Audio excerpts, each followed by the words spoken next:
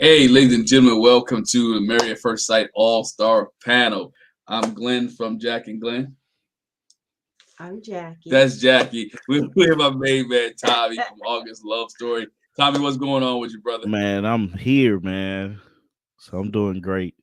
My Uh, chica may join me later, man. She's like got a little headache right now, so you know.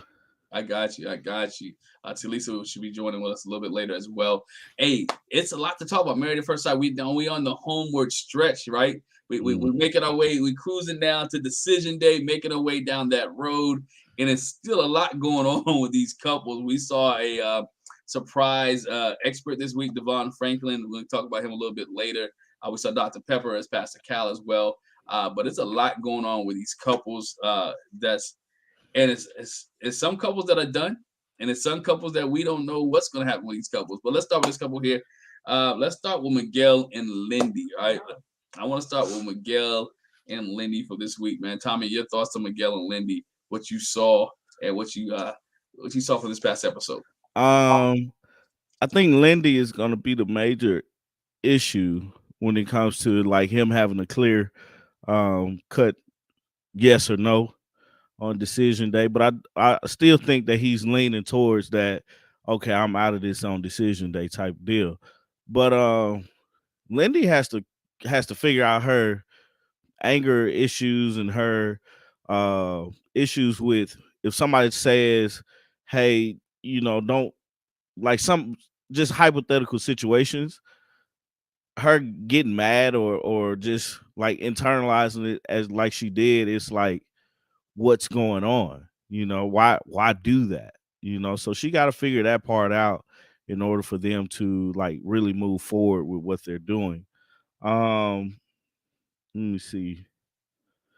He was saying he's enjoying everything right now, so it's like that's good. But it's just their relationship is just weird to me. It's something. It's for me. It's always something strange. It's like they're hiding something. It seems like um, one may be happier than the other one, or things may be just so perfect that it doesn't really make sense. So yeah, that's pretty much all I wrote for them. I ain't really write a lot for them. Nah, they didn't have much going on except for the fact they gave McGindy back up for adoption. Oh yeah. Not for adoption. Whatever they, somebody came and got McGindy. They 1 week They was relinquished their foster parent they, rights. they Right. relinquished their rights, right? After 1 week, that was enough. But I mean, that was the biggest thing to me, that she is not motherly at all. And if Mhm. they ever do want to have kids, or they ever want to get together, whenever they get together and have kids, that she's the problem. It's gonna be rough for him and her. I mean, she was just, this is a doll baby now, and it was crying every 2 hours. Uh, have a real baby, right? Have a real child, and find out what it's like. Mm. Everybody thinks it's peaches and cream until you actually have a legitimate real life that you're responsible for. You can't give that back, right? You can't say, you know what, hey, I don't want that. I don't want that anymore. Y'all take that back to the store. And I think she's gonna struggle with that, and he's gonna struggle with that because of the fact that he's gonna have to do everything for her and him, because she's not as mature as he is. And I think, we talked about it last week. People said he likes to dress up, but I think he's mature. He wants to take care of a child. I think he does like that. But she has issues, man. And then with this, I think when they met with Pastor Cal, and he was like, well, how many times have you ever blew up? She was like, 2. So No. She said he asked her on a scale of 1 to 10, like when it comes to your freak out, your wilding out, how many times have you been at a 10? She was like 2. And what I think she should have said is, but I've been real close. Because anytime she keep telling him, I could get crazy. You don't want to see that side of me. I said, that says to me, she probably get crazy before 10. 10 is just like real, just loony bin status. but who's telling her though? I mean, who's telling her that this is a 10, or that she's them blew up or blew off the handle and you really devastated everything, right? It's not like, who told her. At least with Michaela. Michaela said, look, my family told me that I was a 10. This is what Hurricane K, this is what 5 looks like. Lindy doesn't even know, because what her last time she had a major one blow up was like 10 years ago, right? So for 10 years, you've been telling yourself, I'm gonna blow up one day. I'm gonna blow up one day. I'm gonna blow up one day. I mean, what are you gonna do? Why put that out there like that? That's what I said. You know, it's like if it's you, it'll show up in this situation. But because it hasn't shown up and what has shown up he's satisfied with, like, why don't you leave it at that? Like, why is it that you're saying this hypothetical? Or I can get worse than this. Why would you say that? Like, I would never tell anybody that. You know, I've never you just have to find out. That's what I'm saying. You'll know. Right. You will know. Yeah, you'll know. but you know, but again, don't keep preparing me for something that may never ever happen, right? Exactly. I mean, in 21 years, with 21 years next week, we'll be married. I don't think I've ever gotten to a 10. This week. This week. Oh, it is this week. This week, right? Good job. Again, but it's your personality, it's who you are. I don't keep saying, oh, I'm gonna blow up one day. It's like you the Incredible Hulk. You ain't gonna like me when I'm angry. You ain't gonna like me when I'm angry. Right. You ain't gonna like me when I'm angry. You may never get that to that point. You're setting yourself up so when something happens, you can get that angry. And she's making like a scapegoat. Like, hey, I'm gonna get angry one day, so I expect you to forgive me. Because I told you all this time I was gonna get angry. No, that's not how a relationship and that's not how marriages work. That you don't do that. But like I said, like, you know, Pastor Cal asked her that, and you know, he was like, so she said she's only gotten to a 10 twice. So put it in context, even though she might be threatening to get that crazy, she's only been that crazy. And I'm gonna say she's only gotten that wild 2 times. But that's why I said I think that wasn't a good question, because I mean, she been tripping so far. And has she gone off the deep end? No. But it was kind of like, what? So I think for Miguel's taste, it won't take no 10. That's what I'm saying. She could get to 8 and he'd be like, nah. Because right now at 4.5, he's like, I don't think I can do this. So right. Yeah. That's what's crazy is like you can see him trying to find a way out the door. And she's just giving him fuel to the fire. Right. The thing that like really looks crazy is that even her friend was saying that she internalizes things, and they're coming up with the same conclusion. And he's only known her 6 weeks at this time, at this moment. You know, so it's like that's a real flaw. You know, for people to be like, hey, you need to change this about yourself, and I can point it out quickly. That's a flaw in your character, man. And so telling somebody, oh, I get even worse than what you've seen so far, it's like, that's like, do you want this thing to work? Right. You probably putting your best foot forward. You're not supposed to look. There's some things that you may just want to keep to yourself. Yeah. There's some things that I'm gonna just keep to the chest, and when it comes off, it comes off. And then we can ask for forgiveness and we can work through it later. But if I keep preparing you up for it as a man, I'm just gonna be thinking like, you told me about this. You knew that you had this in you. You knew that you was going to deal with this. So why didn't you get help or check it? Why didn't you go to therapy and figure out why you get to a 10, right? Why do you try to help yourself progress so you can control your anger? Even the Incredible Hulk the Hulk doesn't want the Hulk to come out. Right? He's trying to keep the Hulk inside. Or better yet, and then at the same time, I'm talking about She-Hulk because Netflix and all that stuff. So I'm just throwing that. At the same time, and then just the other thing, every time she wild out, he's sitting there like, is this the 10? Yeah. Is this the 10? Oh, shoot, this ain't the 10 either. Oh no. And like Pastor Cal says, so can you live with her knowing that she could get crazy, I could get wild? It's gonna have him guessing every time. Like, is this the worst she can get? Dude, he gonna be on edge. I can't do that. Not on edge. He be packing his bag every time that she goes off. Right? Like Tom said, you just wait and see. You'll find out. Yeah, you'll see it. You'll walk right into it, man. You'll be like, there it is. I did want to ask you guys about the question that Miguel had asked. I think he was like, something about a loveless marriage. Can she be in a loveless marriage? And I was like, first off, why ask that question? Right. Like, where's that come from? Like, and then the second question is, why is the marriage loveless? Right. right? And who's not showing the love, Right. right? And then what? And to define love for me, right? Because love is the action. Is the action that you're not getting, or is the words that you're not getting? Because what you should be before it gets to the loveless part. This is where I took it. It should never get to loveless. Mm-hmm. It should be fixed and corrected because you can realize your spouse are not doing the things that they used to do, or that she should be doing, or he should be doing. And so therefore, those come to questions like, okay, by the way, I noticed that you haven't said I love me about 5-6 days, or I noticed you haven't cooked this dinner. We haven't talked, or we haven't spent time together. We haven't done all these things. Before you get to loveless, you should be able to see some of the warning signs, and y'all should be able to have this conversation or get the help you need.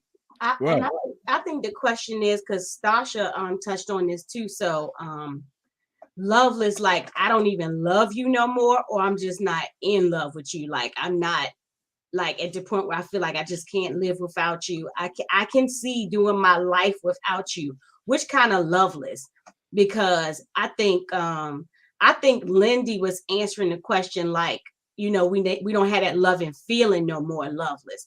So she was like, I could try, kind of work through that and try to get back to the point where we're having that loving feeling. But like, ain't nobody gonna stay in a loveless marriage. Like, I can't stand you. You get on my nerves. Like, ain't nobody gonna do that. That's what I think loveless. Like I hate you.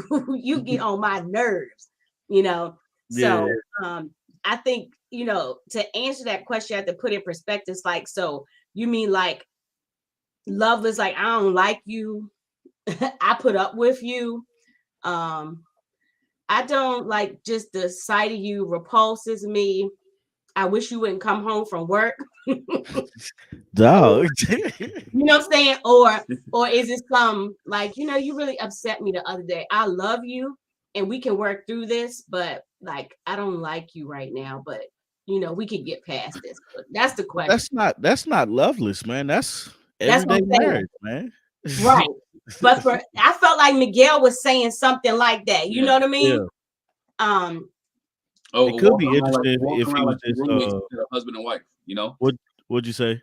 Walking around like your roommates, like other than you husband and wife, right? You just go by asking each other. You're not doing any intimate things, or you're not doing any of those things that you were doing in the past. It's like, okay, all right, how you doing? Bye. All right, good. Bye. See you later. I'm gone. Yeah. It's no friendship there. Yeah, there's no friendship there, right? And it's like it was a weird question to just ask anyway, because they would ask her, it makes you think, why did he ask it? Was he thinking that already? Or did he see somebody like that? Or is he like, you know what? I mean, remember he said, I'm gonna make my decision in 8 weeks. So is he already in this place that, you know what, I don't feel love here. So I'm just biding my time. It's 2 weeks left. That's all he's biding his time. His answer is no. This woman is crazy. I think, and you know what? I think she's weighed on him so much that I think he does. He said, I love her. So I think he does love her. But it's like more so the love that I don't want you to leave me, but I'll leave you. Yeah. Yeah. I like you around. Right. And I can take care of you, or whatever case may be. I just they still have like you said earlier when you started it. There's still some things with them that we haven't seen. Yeah. That I think is big in their relationship. There's a lot of stuff we haven't seen because they're the safe couple, right? Right. They're Which is weird that they're the safe couple. How did we get here? Yeah, right, exactly. How did they become the safe couple, man? Right. I don't know how they became the safe couple, but that's what it is. They're the same, because even when other couples are talking about their discussion, arguing, you'll see Miguel if you ever notice, he'll sit back in his seat and just watch. Because we good. He don't never comment. He don't say anything. Lindy will be just like, she'll put her finger up like she at church, like she got a question, but she just sit there and they just watch everybody else stuff just go. Damn. But we'll see. Yeah. They're again, they're safe, and right now I just think the issue for them when they start living together and she start having a blow up, how does he handle the blow up when she has it? And that's the biggest thing for them. And what does she have to blow up over? Because we saw a potential blow up over insurance, and this is after 2 weeks of me knowing you. Yeah, that was like you really wanted me to put you on my short after 2 weeks. That was me. Yeah. So she blew up over that. Well, I really need insurance. I really need. Well, what were you doing 2 weeks before me? You know. But that's the major blow we saw there. I don't And have we didn't anything see else. the resolve for it. We really Right, did. no. I mean, he gave in, and I think he's gonna keep giving. His marriage is gonna be just like that. He's gonna keep giving in. That's not compromising. It's not. It's not compromise. He can keep giving in and losing part of herself because I think somebody said in the chat she can keep whining and complaining, and he's gonna keep like, all right, Lindy, okay, I'll give That's it to what's you. gonna happen. I keep giving it to you, and she can keep saying, you don't want to see me at a 10, do you? Okay, no, I don't, but I'll give it to you. It's just like a child, One right? day you're gonna be like, yeah, I want to see a 10, man. Let me see a 10. It's like that child who's having a fit in the grocery store, right? And the mother finally just gives him the candy bars to shut him up. Mm-hmm. And I think that's what Miguel did with the insurance situation. And I think that what he'll keep doing in this relationship until she grow up. Lily did that to me one time. I left. Right.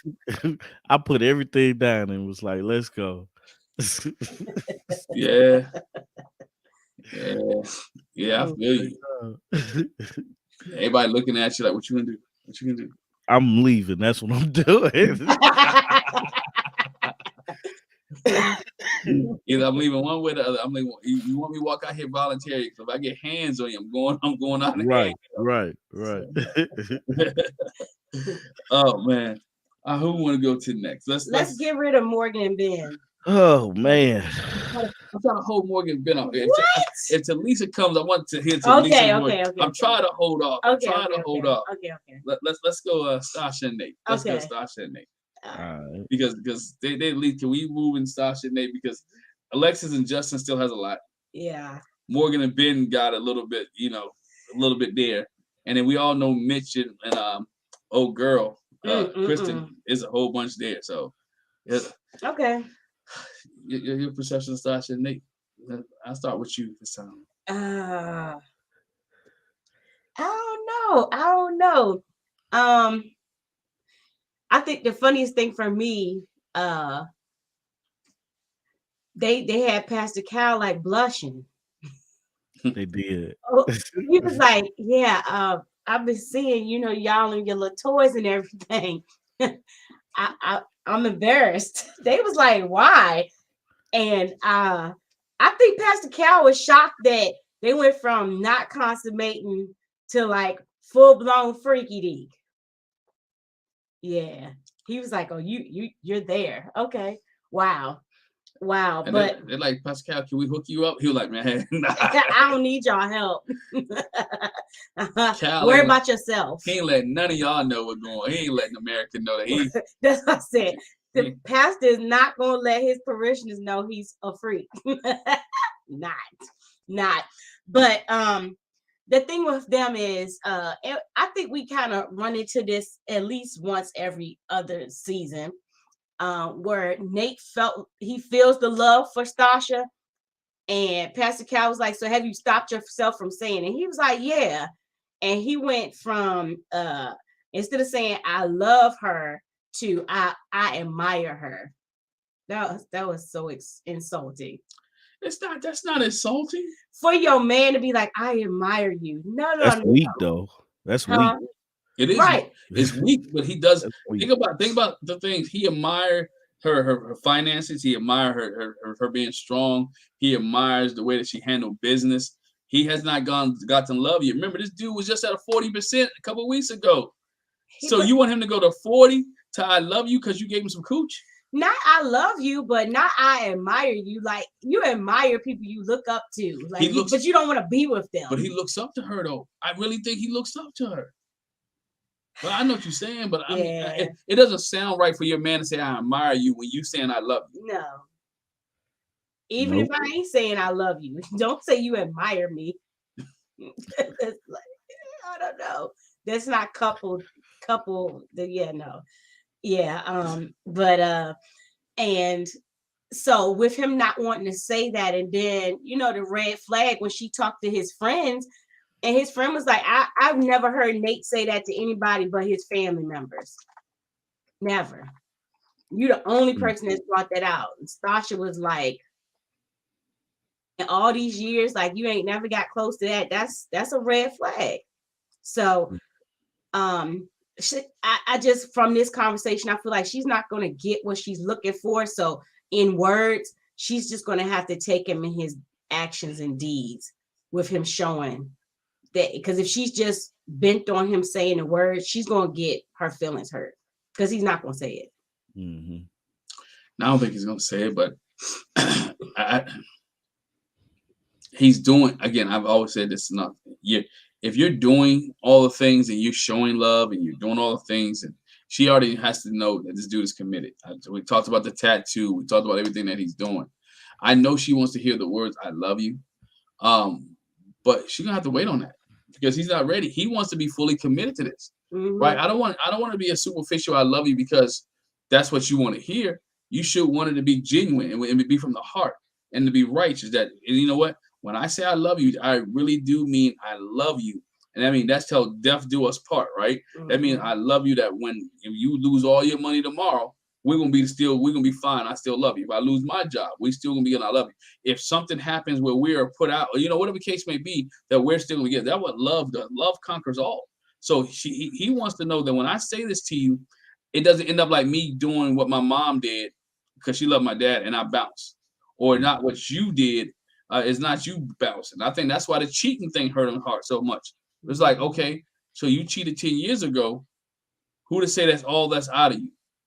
Now, of course, I think he's far-fetched here. It's 10 years ago. I think people changed it. It changed in 10 years. Things that you did 10 years ago, things you did 10 years ago, you shouldn't be doing now. Unless it worked. Unless it worked, right? But even if it worked, you still should be progressing. Right. Finding different tools and getting better at it.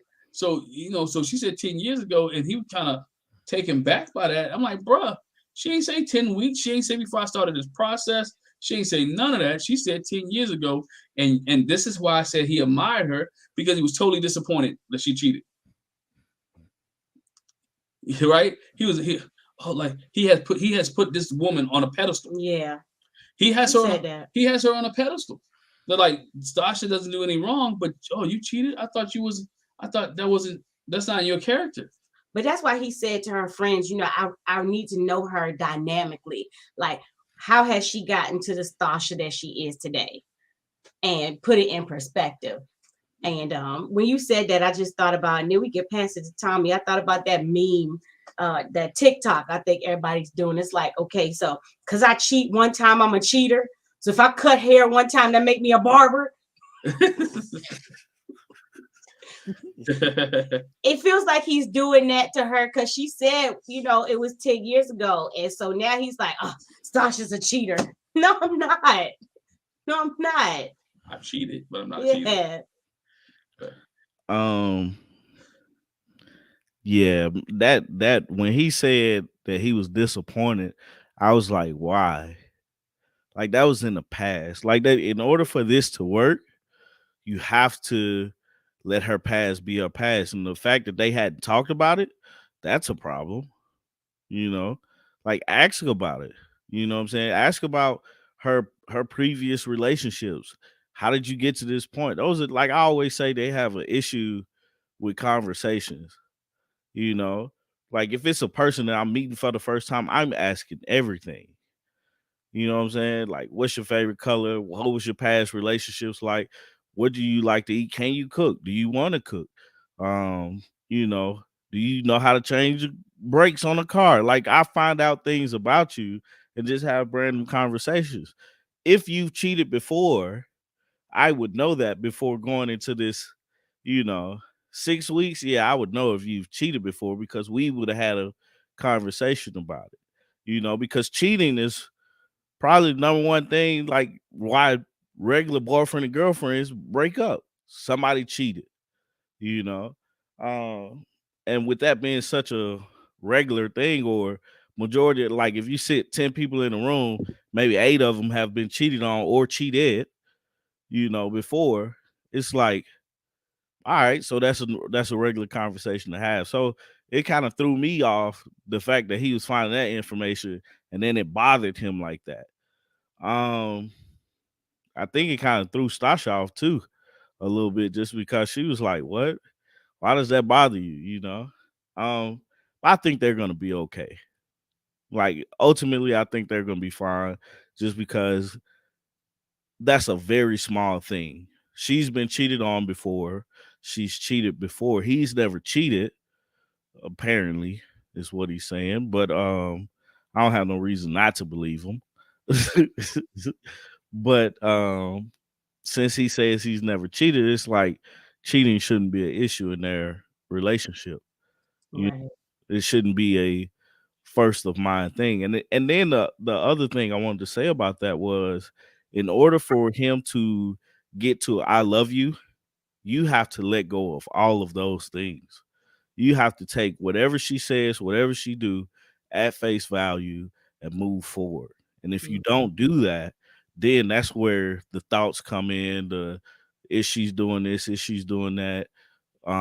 Is everybody doing what they need to do for us to be successful and stuff like that? So I just hope he's able to let that go and move forward with them. Um, I think that was the biggest issue. Like he just being insecure about that, man. That was, to me, that was stupid. But to everybody else, hey Talisa. But to everybody else, that was like, I think even Pastor Kyle was like looking at him funny for something like, why are you disappointed? It was 10 years ago, Yeah, I think everybody gave him a side eye, right? You know what I'm saying? Everybody gave him a side eye, like, yo, if it was 10 years ago, I mean, even if it was 5 years ago, right? 2 years ago, bruh, it's not with you. I think this is one of the things about, when I look at the show, I think I leaned over to her and said, like, yo, if it didn't happen in our relationship, it don't matter. It don't matter. Unless it's a serial thing. Unless it's a and serial, that's what we talked about. But yeah, it don't matter. If it ain't in our relationship, it doesn't matter because we're starting fresh, right? It's newness here. It's new relationship here. Now, if you got your man and he was cheating on somebody and got you, you know what the old saying is: if he cheated to get you, then he'll cheat on you to get somebody else. Right. You know what I'm saying? Or vice versa. That's the old saying. But again, they haven't done it to you. I guess you in this relationship with this. Don't nail it to that. But we thought about Tommy because you was like, because Nate did say he never cheated. And I had to put it in perspective when she talked to his friends. It was like, okay, so maybe this is an Olajuwon thing. You didn't really cheat because you didn't define a relationship, bro. Because and then that ain't necessarily like you're free and clear. Right. But like I don't get it, Like you guys said, if it's a serial cheater, okay, it's more of a conversation. If it didn't happen in our relationship, it's nothing really to deal with, because the reason why you're not in the relationship that you were previously in is because, if it's because of cheating, well, you got to learn from that situation. Find out why a person cheated.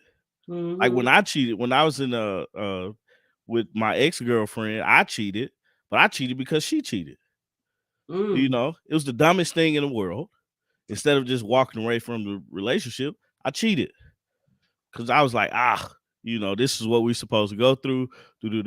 But I was, 24, 25 years old, something like that. I can't remember. But it's like, it was a dumb reason why I cheated. So find out why the person cheated. Talk about it. Be, make it normal to have that conversation, because that's how you grow. That's how you grow with your spouse, at least. I think. Yeah, I think transparency is key. But I think you said it, transparency early on is key. You shouldn't be finding this out week 6. Right. They definitely should have had that conversation before. Like, he definitely should have known that she cheated before. Right. Because the conversation would come up, well, why did you break up with your other boyfriends? Right. Have you ever one cheated or I cheated, or right. So forth. Oh man. So let's see if we can bring Talisa in on this. And ask her thoughts on this. I know. I'm talking about Stacia and Nate. Stacia and Nate, and the cheating question. Was it overrated? Oh, totally overrated. It's totally overthinking it. She's 30, whatever. 10 years ago, put her when she was in her 20s. Like, sir. And for you to be like, I've never cheated, it's because you've never had a real relationship. to have had any issues where you didn't think it all the way through. Let's say that you didn't think it all the way through, and somebody actually fulfilled that need for you somewhere else, and then you crossed the line. You've never been in that situation. So for you to want to place judgment or judge her because the 10 years ago she had a little infidelity, shame on you. Like, I don't think any of us, and I'm sorry I missed y'all because I'm late and all of that. As you can see, I'm in a different space, so I'm gonna be moving again. I'm gonna go silent and I'm gonna move again because the lighting, I don't like it. Anyway, so 10 years ago, Tommy always says he's not the same person. I know that Jackie and Glenn, you guys aren't the same people from 10 years ago. And I'm surely 10 years ago, I was 36 years old. I'm a whole different person from when I was. And then in my 20s, you can forget it. I'm nothing like I was in my 20s today. I have grown so much. And he should, I don't know.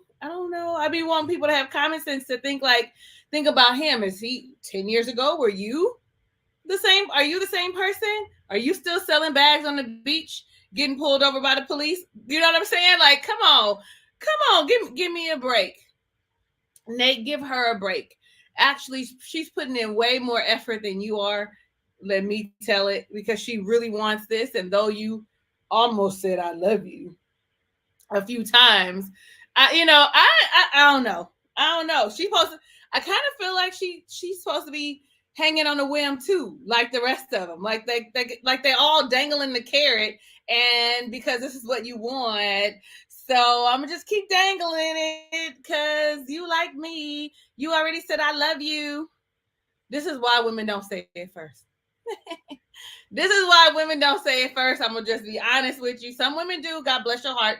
I'm one of them women, and you could tell me, and I might love you, and I'd be like, "Oh, that's so cute." I'm gonna make you wait. I'm petty like that. I'm gonna make you wait until I feel like I want to say it after you say it, because the first time is normally a shock. Anyway, I don't know why I'm off on this tangent, but Nate really just finds a new way to disappoint me. Like sometimes I'm all like, "Yay, Nate! Yay, Nate!" Like that whole sex dungeon, "Yay, Nate! Yay, Nate!" That was me, right? Yay, Nate! But now I'm all like, "Why are you prolonging this? You know that you feel this way about her. You opened your mouth and you said, I almost said it." And what people fail to realize is love, saying I love you, is varying degrees, right? I don't love my dogs as I love my children. I don't love my children the same way I loved my late husband. I seem to realize that there are different degrees. I love ice cream. Sometimes I love ice cream more than I love my husband. I ain't gonna even lie to you. Sometimes it was just that good to me because he was getting on my nerves. It's varying degrees of love, and I just wish that he would take a step back. But he's got some growing to do, and I'm about to say that's because he's in his 20s. That's because he's in his 20s, and he's got some growing to do. And the moment that he realizes that he might have missed out, which I don't think he will, because Stacia wants to be married so bad that she's just gonna be like, okay. So I'm off my soapbox. I'm gonna move, okay? I'll be back. Hold on. You said something that before you move. You said something there that I was like, should men? Tommy, help me out here. Should men say I love you first? I put the question in a poll in the chat. I need should men or are men required to say I love you first to women? I told Artika I love her first, but I knew it though. You know, like for me, it's like I'm gonna just tell her I love her and get it out my system, you know, just because it's like, why am I playing a game, you know? But me and Artika, like you guys know, me and Artika, like our relationship moves fast and slow at the same time. So, you know, but I don't like, for me personally, I don't think it's a big deal who says it first, as long as the actions are there. You know, I think that's more important, because I can say I love you. Because me and my homeboy, when I was in college, we talked about this. How many times have you told a female you love her just to get with her? You know, I was like, that's every time, you know. We talked about it, like, yeah, we use that to our advantage just because we got what we wanted. But then Dangling carrot. what'd you say? Dangling carrot. Exactly. It's the dangling carrot. It's the dangling carrot. Exactly. Why not? You know what I'm saying? If I know what I want and I ain't looking for nothing but that one thing, like I'm gonna do what I gotta do to get it. I ain't gonna do anything illegal. But telling the person you love them, you may love them as a friend. I tell my friends I love them. Absolutely. There are varying degrees of love. Absolutely. Yeah, but when you talked about actions, I know people don't like the 5 love languages, but I think about it. Like, you saying I love you to me really don't mean nothing. To me, you can say it a million times all day long, and I'll be like, that's what's up. But are you spending quality time with me? Are you doing acts of service? When you come over, do you take my trash out? When you come over, did you help me cook dinner? Were you chopping? Like, those are the, when you got out of my bed, did you make up my bed with me? Like, acts of service is huge for me. So your words don't mean nothing. And, I don't know, did he say, listen, I really kind of just watched it like an hour ago.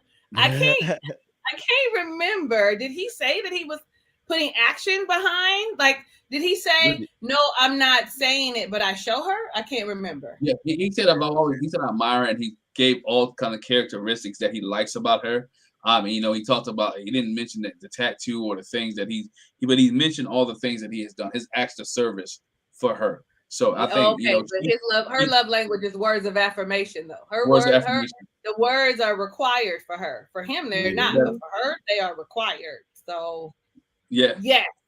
I'm sorry. Let me be quiet again. No, you're fine. You're fine. Wait, this is the funny thing. I'm gonna say this. So when you said that to Lisa, Glenn says, which one of us said it first? We probably like the worst married couple, because I feel like it was so long ago, like I don't even remember. I don't even remember.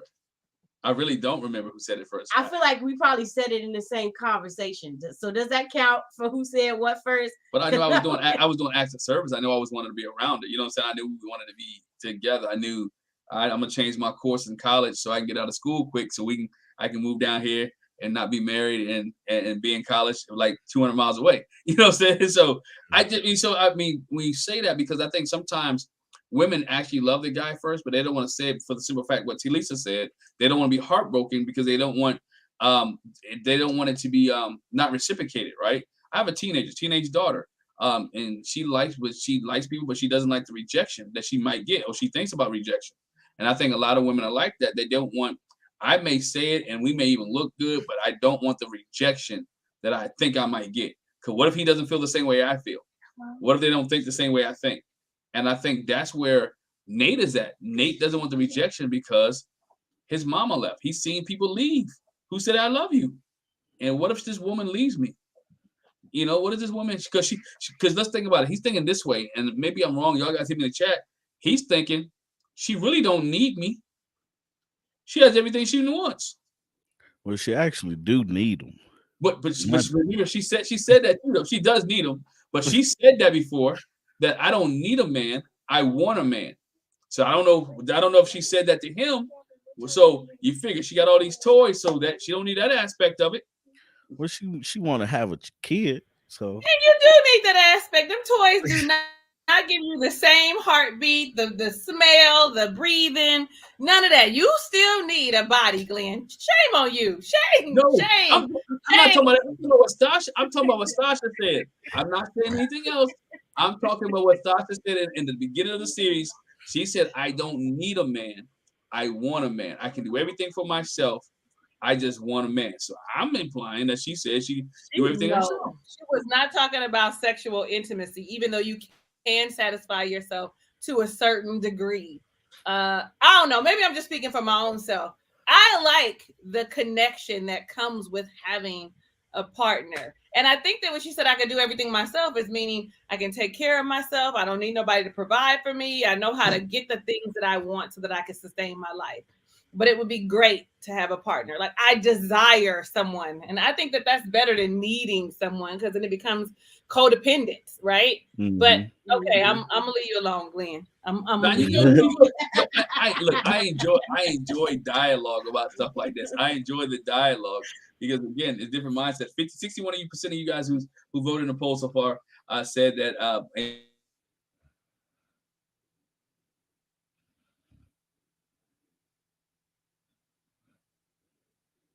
Uh-oh.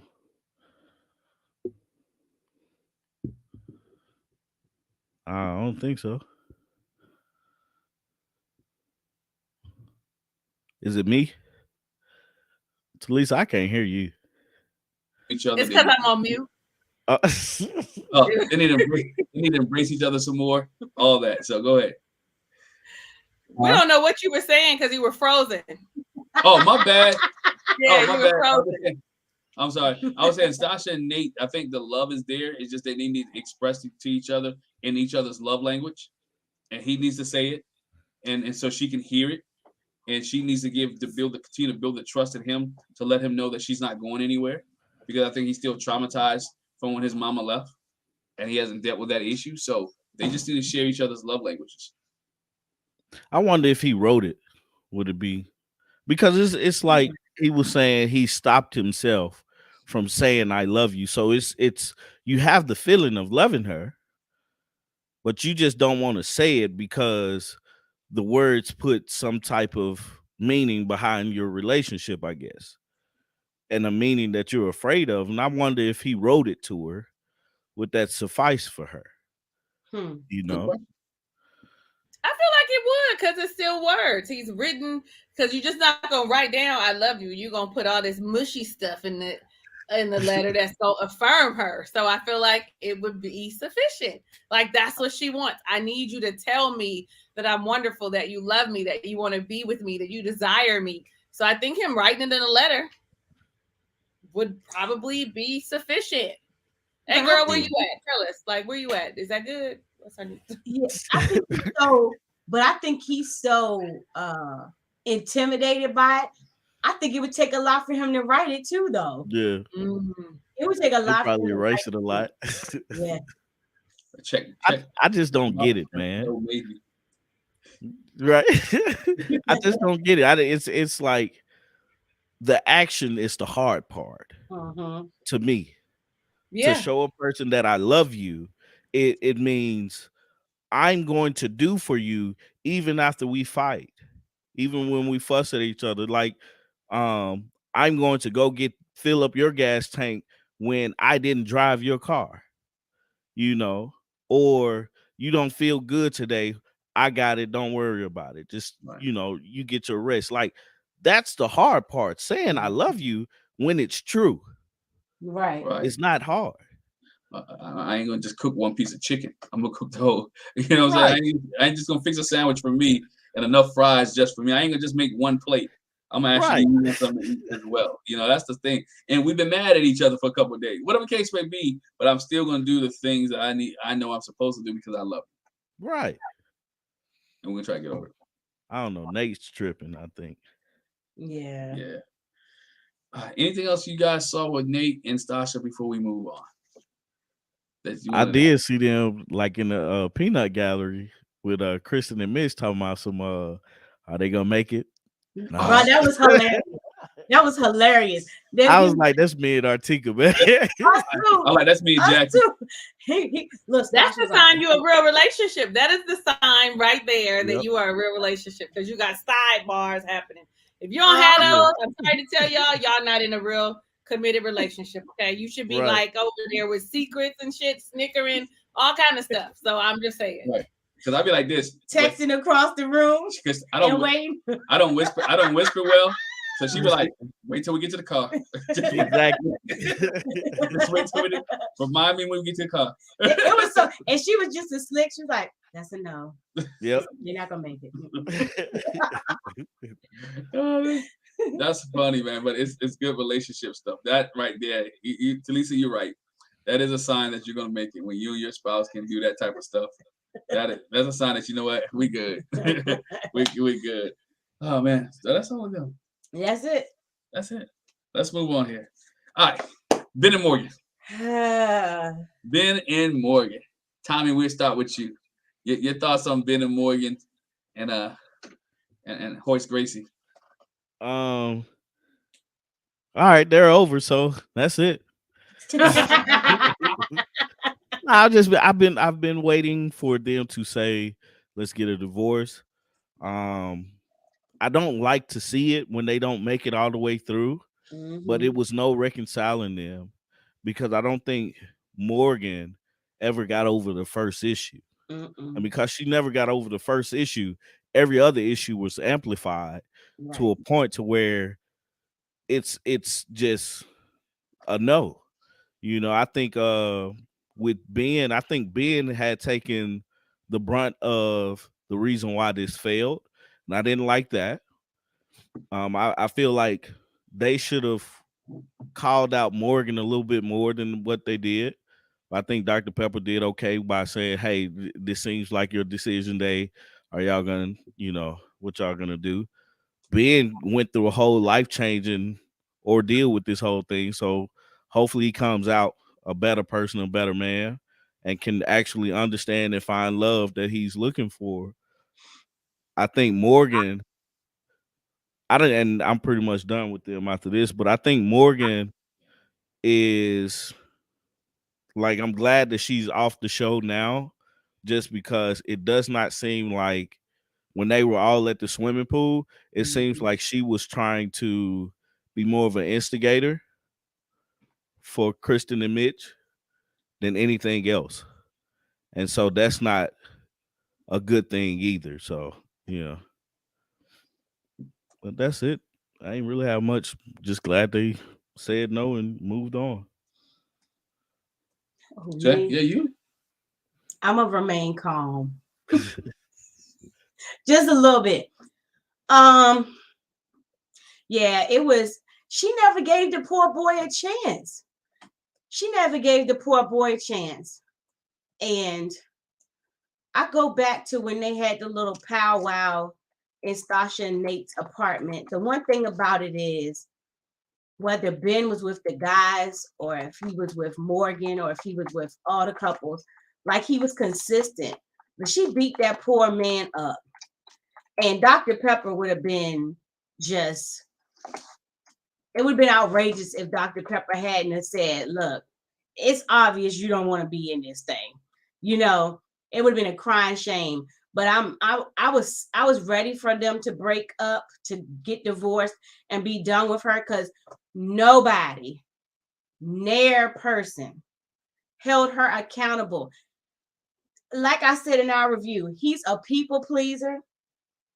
He said he felt like he couldn't do nothing right in his dad's eyes, like he was a failure. His family are doctors. He decided to do engineering, and then you beat up on him. It's like you take advantage of this is his issue, and you harp on his issue. No wonder he's in therapy. No wonder he lost 7 pounds, because nobody's getting on her. Was he judgmental? Sure. What do you expect? You know what I mean? He don't understand. He couldn't talk to her because she does Muay Thai. He was scared of her. He couldn't talk to her. You know what I'm saying?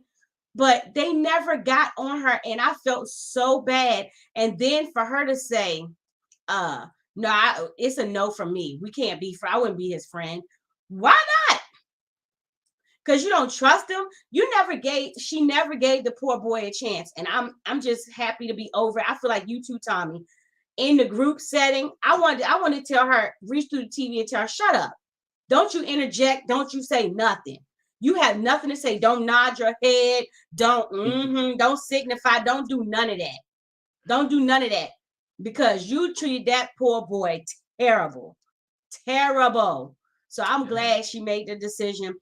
I really do feel like if Bihn was really on the fence, because here again, he said, my family doesn't take divorce lightly. My parents are religious. They're all about marriage. So even in that space, he was like, I think if she was like, well, maybe, he would have said yeah. Because he just don't want to be a failure no more. And in that space, like I said, it just took advantage of his insecurities. Instead of them trying to build him up, I felt like every chance they got, they tore him down, and they didn't rip her to shreds, and she should have been ripped to shreds. So good riddance to bad rubbish. I'm like Tommy. I'm glad it's over. We don't get to see her anymore. We don't get to see him neither, because I felt sorry for him. I felt bad. I felt bad for bruh. because he was beaten. I mean, you ever read that book, The Whooping Boy, when he was in school? He was the whooping boy. And he whooped himself. He beat himself up, literally. He beat himself up. He beat himself up. He beat himself up. And you can't be in a relationship. And if she would have said, yes, let's continue this, he would have groveled at her feet and still been beaten and doing everything he can for the next 2 or 3 weeks just to get back in her good graces. Bihn right now is not worried about Morgan. Bihn is really worried about when he goes home and tell his parents, tell his dad, it didn't work out, to have his father say, I told you so. I told you shouldn't have did this. Or hear his mama say, I'm not gonna get no grandbabies now. I'm not gonna have any kids. I don't think he's really worried about Morgan. He's worrying about what he has to hear when he gets back home. Right. What he has to get, not just from family, from his community, or at the next family reunion or the family event. You messed up again. Or you're not a doctor. We all doctors. We all this. We all that. And here you're an engineer doing well for himself, by the way, right? But that's not what they're gonna look at. They're not gonna look at he's doing well for it by himself. They're not gonna look at that he dropped some baggage off, which is Morgan, and he got out of abusive. They're not gonna look at he got out of abusive relationship. They're gonna look at you got a failed marriage. Mm-hmm. And that's what he's concerned about. He got out, let's be honest, he got out of an abusive relationship, and he probably will do better for himself. And the first thing he can say is, you know what? I think I might be leaving San Diego. Dude is trying to get out of Dodge. He is trying to run. He is so beat up. He don't want to face anybody. He don't want to do anything. Bihn is like, it's bad. And my only regret, and I let Talisa go, is that he never stood up to her. And he never really gave her, I'm not saying belligerent, but he never gave her how he really feel about the situation, the peace of his mind. Hey, you're totally wrong. You messed up. That's not who I am. None of that. That was my thing. Like, yo, he at least should have, at the end of the day, gave her, like, all right, this is our last night together. I'm going to show you. And I know that might be wrong, but anyway. I'm off my soapbox. we like soapboxes. They carry their way. We like them soapboxes. Bihn and Morgan. So yeah, they were doomed from day one. I thought that they were a mismatch when I first met them. I thought, why would they put these two people together? Even more so, why wouldn't they do more extensive, like, we always talk about the vetting, the process, the questions. Like, you just have them fill out these questionnaires and then they go sit in front of a camera and ask your questions, and you look at their personality and you match them with someone. Like, what exactly is the process behind the process? That's what I want to know. Like, anybody who watches, have y'all ever gone through the Married at First Sight matchmaking process? Any one of our subscribers, if you have heard of somebody, know somebody, seen somebody, was somebody, I want to know what really happens, because there's no way that they're really matching these people on viable, like, characteristics, and behavioral traits, because Bihn was timid from day one and she was very aggressive from day one, very much so. Get in line and do what I said. Give me your food. Like, that's how I felt when I saw Morgan. And the only thing I'm going to say is that's good that's coming out of this is that Bihn may get a backbone, because he's going to therapy. He's actually getting the help, unless he's lying to us, okay? He's actually getting the help that he needs to be more confident, to be able to stand on his own, and to stop looking at his parents for his parents' approval. And honestly, we do that for a really, really, really long time. A lot of people won't admit it. I will admit it. I wanted to appease my mother for such a long time. And it wasn't until I was an adult with damn near 2 kids that I realized that I was still searching and seeking for her approval versus living the life that was happy for me, good for me. So I feel like hopefully this is the catalyst for Bihn to being happy and knowing who he is, and maybe leaving San Diego and going to a whole nother state. Don't be in California. Will give him the autonomy and the freedom that he needs. And then on top of that, Morgan, baby, go get you some therapy, because you got some issues. You got some issues with men in general because of your father. Please go and get some help. Please go and have the conversations.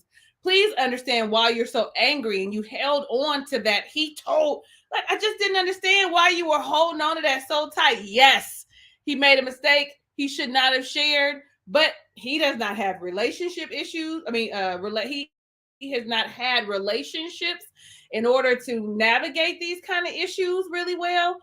And he was seeking someone who was kind, that he thought was going to be able to help him because, you know, that old Justin to him is friendly, which he is, and he seems like he's going to talk a good, like he know what he's talking about. It seemed like, you know, Bihn was like, oh, he know what he's talking about. Let me go ask him. He was the wrong person. You should have been going to talk to Miguel. Don't talk to Nate because Nate is a problem too.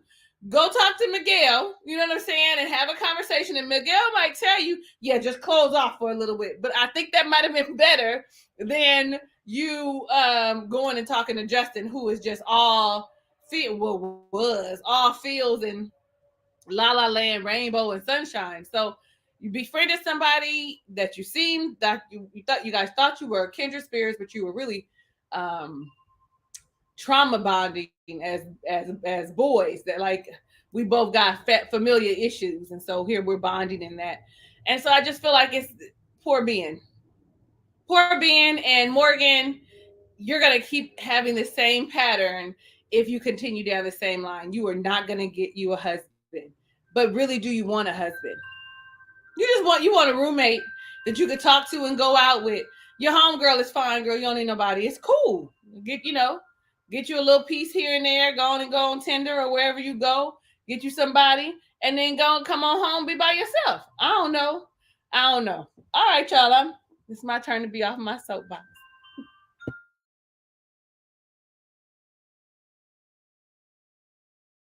I'm gonna ask you guys this. I'm gonna put in the chat too. Question: who's the cause of their relationship ending? Is it Bihn or is it Morgan? Because there's a lot of different views on this. Some people say it's Bihn because he should have never talked, and some say it's Morgan by the way that she acted. But I'm gonna ask you guys, Tommy, who is the cause of their end of their relationship? Is it Bihn or is it really Morgan? I'm gonna say Morgan just because she wasn't willing to like work on it before it got worse. But Bihn is not blameless in the situation, you know, only because it's like if he agreed to not talk to the other couples about their relationship, and him like going behind her back and doing it makes him at fault, you know.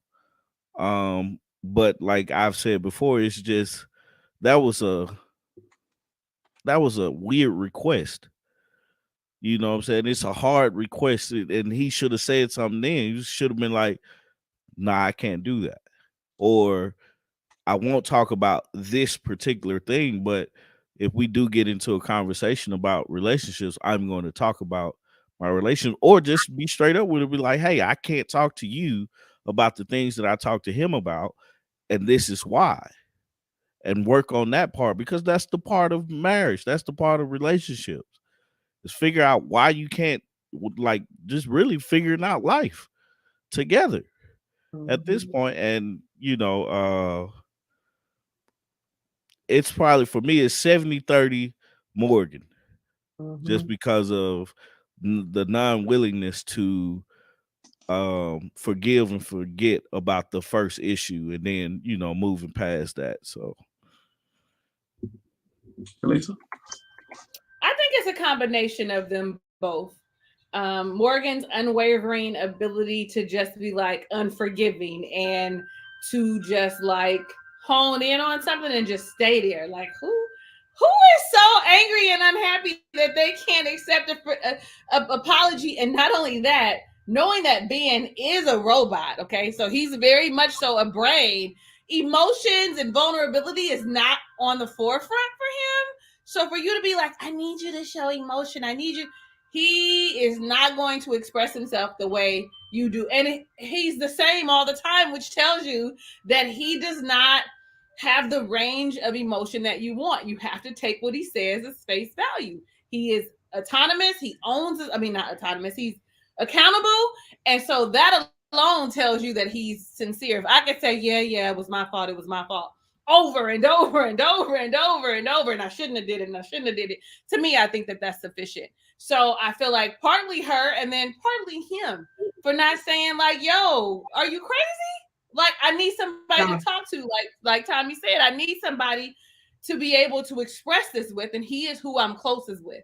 You aren't available for me. You're very closed off. You're very standoffish. standoffish. You're very like Muay Thai. I'm gonna kick your ass. Like I just don't like. So it's the both of them. He needed to be like, so I need you to sit down and be quiet just for a little while. He might have needed that blindfold that Justin and what's her face had, so that he could have been able to not been afraid with her staring at him callously to express what he felt. Because I feel like he needed to say, I'm genuinely sorry. I want to move forward. And she needed to be able to be like, let's move forward. But I don't know. Was that you, Tommy, or was that you, Glenn, that said that there's no one holding her accountable? And I think that's in her entire life. She knocked her friend's teeth out. I mean, so they all scared of her. I don't know. Right. You know what, Talisa, at first when you said that, I was like, nah, this Talisa my sis, but I'm not going to say it equally. But when you said it, I was like, that's true. Because he did not stick up for himself. He didn't, I hate to say it like this, because it's got a negative connotation, but he didn't put her in her place and say, you know what, look, I've done everything that I can do, forcefully, like, I don't know what you want from me. You're asking for too much. He said it in that setting. I said it before. He comes from an Asian family. They don't express their emotions. If you knew anything about the part of your heritage, just Japanese, you would know that too. You know what I mean?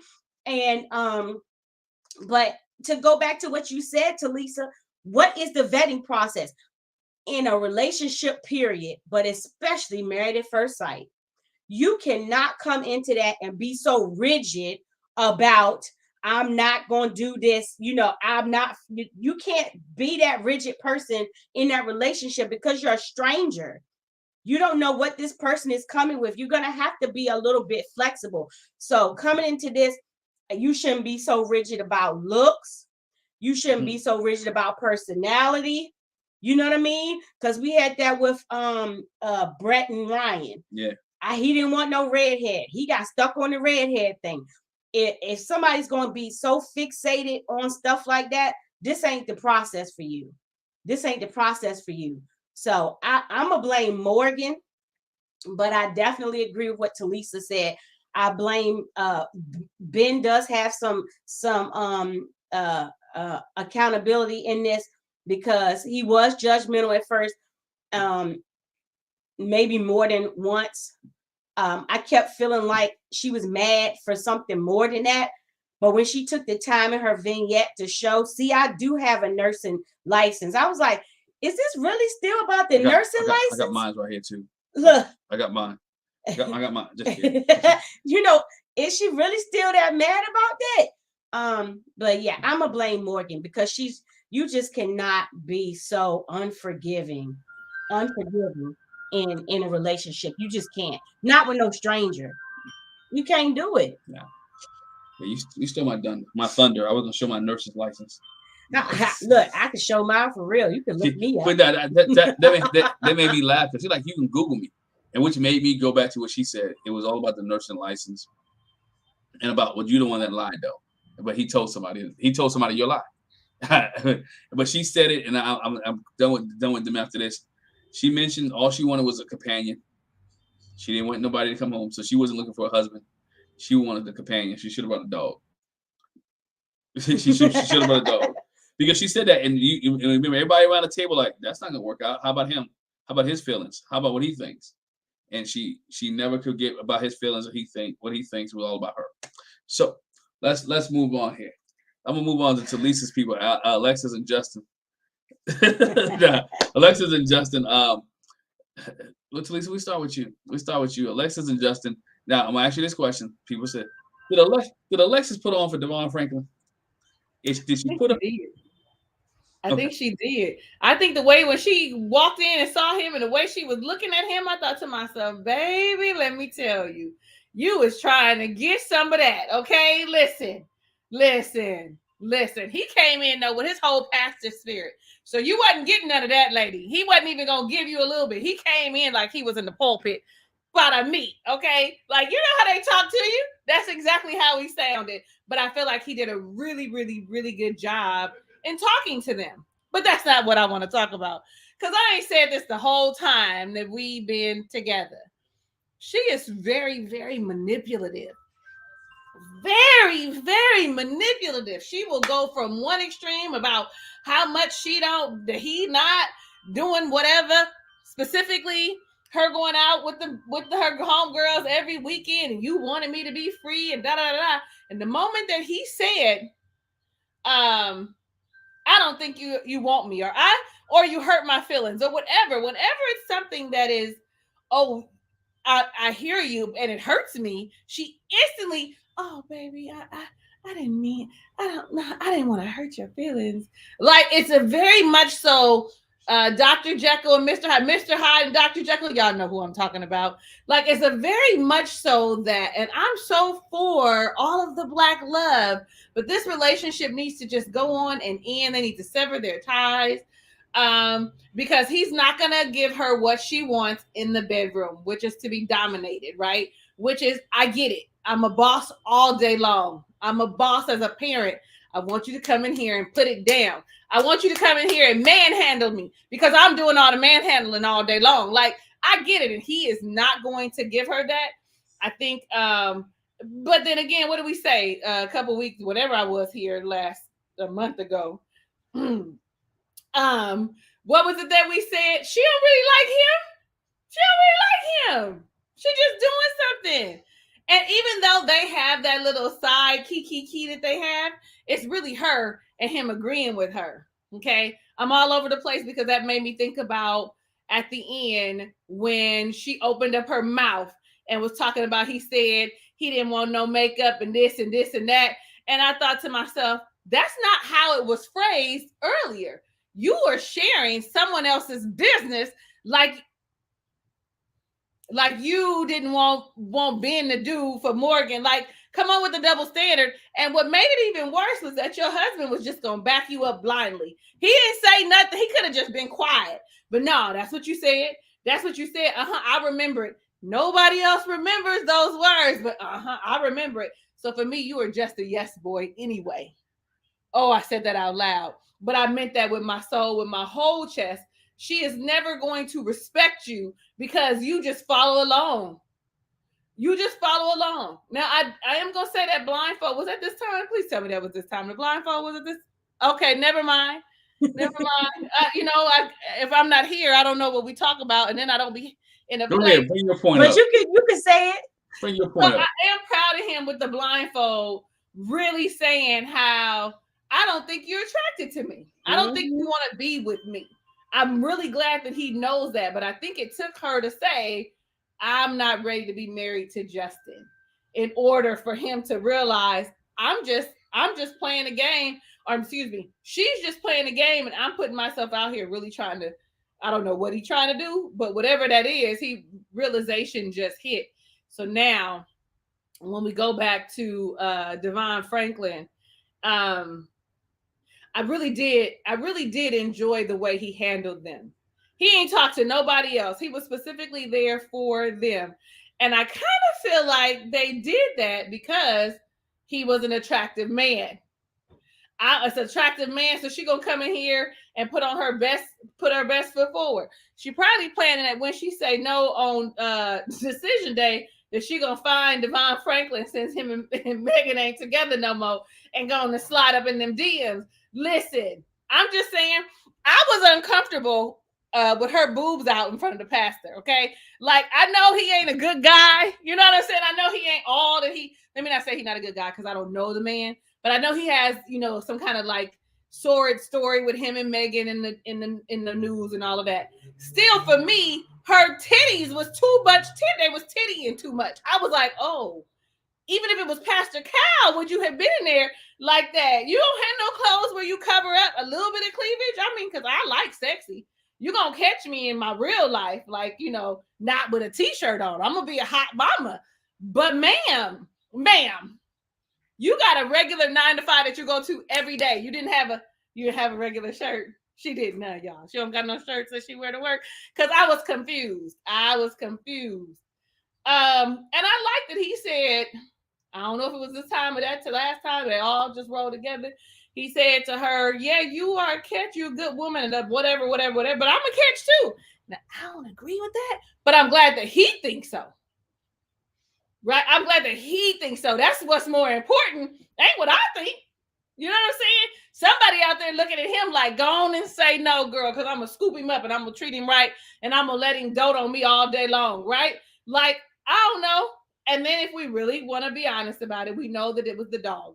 Newton is the reason for the downfall of the relationship. There was no coming back after Newton, her baby. I think I'm off my soapbox. I'm sure y'all going to say something that I like and I agree already, okay?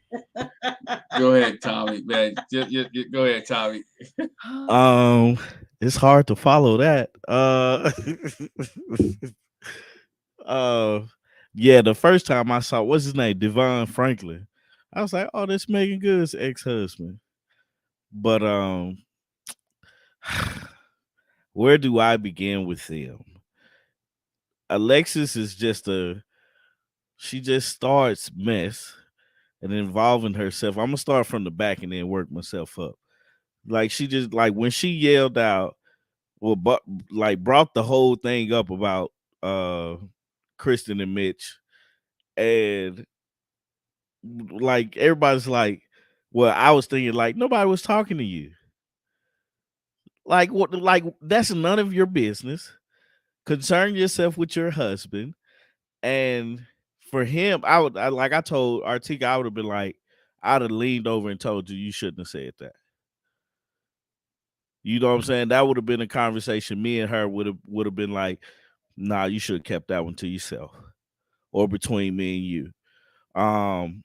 And then that's another thing with Justin. It's like when they were with Devon Franklin, and she was like, I want him to take the lead and stuff. And they brought up the fact that he asked her to help him take the lead. I was like, that's it. You know, simple conversation as to, hey, hold that to yourself. That's taking the lead. Like, you know when things are right, you know when things are wrong. It's just like, yo, be quiet. Don't say that. You know, the whole point of them is like they're trying to get it, you know, or have sex. The biggest issue with them not having sex is that she don't like him. So if she don't like him and don't want to have sex with him, making him have sex with her or making her have sex with him, that's going to be quite difficult. And the way that he's shown us himself, he's not a person that has a lot of the gift of gab to, you know, entice her to, you know, want to have sex with him. But it's gonna be hard for them to make it to that point just because of him not understanding what she means by take the lead, and then for her not really liking him like that. That's gonna be the difficult part, and you have to fight over that.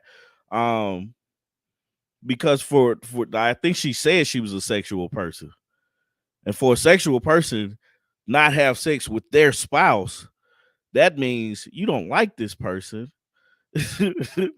Because if you're a sexual person, you're gonna have sex. That's the thing. That's the whole point of being a sexual person, is to have sex. So it's hard. You can appreciate the try, you know, because nothing is worse than not trying, you know. So you can appreciate the try, but it's like, now what? We know that you don't like him. Now what is the goal for you guys? You know, what Devon Franklin was asking her, what does your freedom look like, and do you like to do X, Y, and Z? He was like, yeah, I like that. She'll name something else. He was like, I like that. Okay, do those things. Like, learn to be friends, learn to enjoy each other, and then see where the relationship goes. But she doesn't want to do that. So it's like when one thing doesn't go right one way, she's like, okay, well, let me pivot and go a different way, instead of saying, well, I don't think he's attractive enough.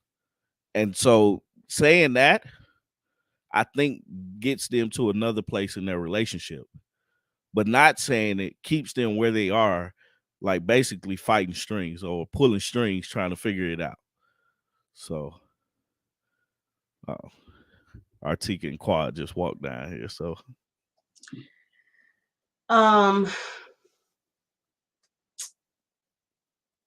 I thank Tommy for that. Because, yeah, for real. If Alexis says she was a sexual person, and she ain't trying to have no sex with that man.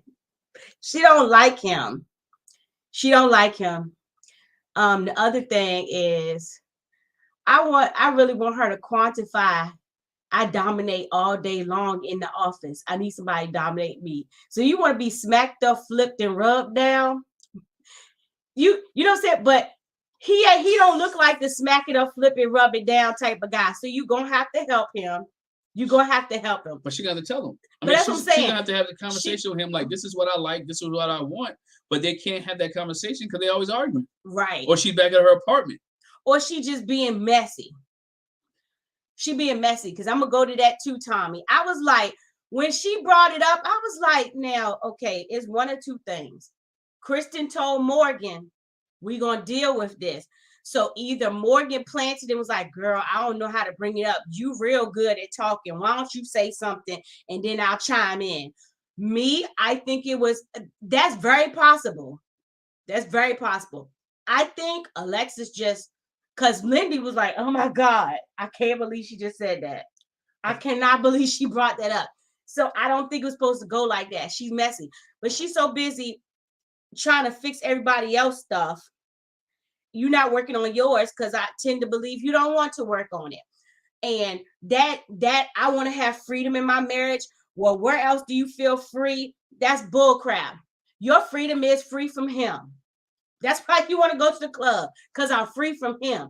That's what freedom looks like. And you want a marriage where your husband not gonna, you ain't got to give him no time. Like, who? What? What? That don't make no sense. She wants a roughneck. That don't make no sense. I married my husband because I wanted to be around him 24/7, not because I didn't want to. You don't be in no marriage and expect not to be around your spouse most of the time. Who does that? Who does that? So you don't want to be with him. And then I think somebody in chat said this too. I was like, yeah. It threw her off when she was like, yeah, I like to go, hiking, and I do this. And Devon was like, so do you like to do those things, Justin? And he was like, yeah, I like that. She was like, dang, I just knew he was going to say no. Shoot, I got to think of something else now. The other thing I want to say with them, and then I'll let you go. I absolutely, like Talisa said, that joker perked up. Alexis perked up. When she seen it was Devon Franklin, she was like, she was starstruck. She fangirled. And so she was going to put on her best acting in that moment. She was going to be on her best behavior because she was like, not a little bit of, I'm going to put on for the pastor, but more so I'm going to put on for this famous pastor. Yeah, I want him to think the best of me when he leave out of here. Because yes, I just love Justice so much. I want to work on this. You know what, Pastor Franklin? We did have that conversation. We sure did. We listened to what you said. Mm-hmm. I want you to know. I was listening. You silly. I told you, Talisa said too, she put on for that man. She did. She did, because if you look at it, her and Justin was all close and setting up. She had held his hand, put her hand on his lap and all this. But forget besides that, a month later, she had swiped left on his brother, right? She swiped left on him, right? But now everything's all peaches and cream. She does put on for the cameras. Can I say this real quick too? And I think that is exactly why Talisa touched on that is exactly why Devon Franklin met with them and not nobody else. Because that was the thing. If we get somebody that's cool and like down to earth, maybe we'll get the real. Maybe we'll, maybe he can break through. And, because he came there like, I had to come see about my sister and my brother. I had to check on y'all.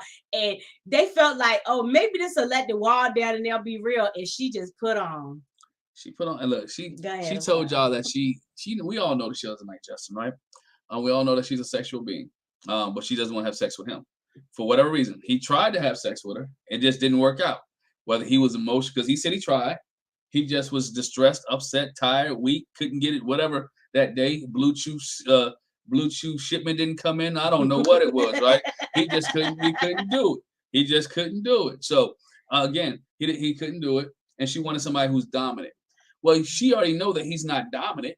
You knew that from day one, that he wasn't going to be the dominant person, that he wasn't going to smack it up, flip it, and rub it down, that he wasn't going to be one. You knew that from the honeymoon, that he wasn't the dominant person. Because he'd have took it. I'm not took it. But no, no, really. He'd have made moves on the honeymoon. For a guy who has been celibate all this time, he's married now, and is legal, and is good, and he ain't really tried.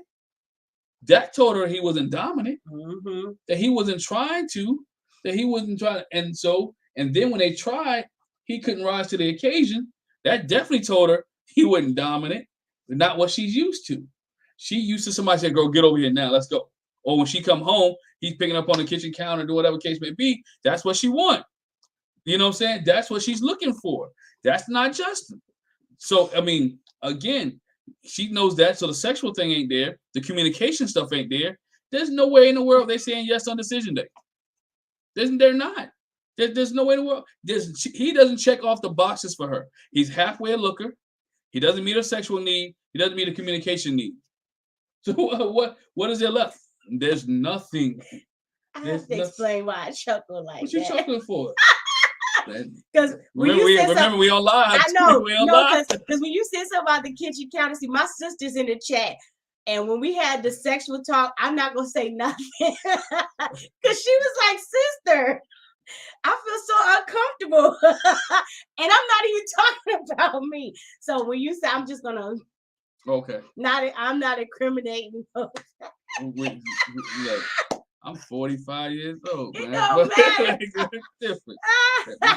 It's been legal. But anyway, that's why she does. He's cowering. And I think I did a separate video on the whole Alexis thing and broke down the conversation. So y'all guys want to check that out, go ahead. Because Alexis is messy. Nobody said anything to her. And the only thing I can think of, you said it, but I think all the girls got together and had a conversation that Krysten was just sharing, and Alexis decided to throw it back. Because remember, Morgan and Krysten said, I'm not gonna do it now. I'm gonna wait. But Megan, Alexis pushed that situation and pushed that conversation ahead, and that's why my man was blindsided. She's messy. They're messy. Their relationship's messy. And if you saw previews, somehow, some way, they did end up doing it. And so on the previews, according and she looked like she glowing and she happy about it. So I can't wait to see. I'm sorry. Yeah, it looked like they're glowing and happy about it. So maybe 6ix9ine put it down. Dog, I just forgot what I was about to say. Maybe 6ix9ine did what he was supposed to do. Y'all see my sister in the chat? She said it. Look, all you know, we did it at least 3 times. Right? That's all you know, sister. But anyway. No, she knows 5. About 5 times. Yes, yeah.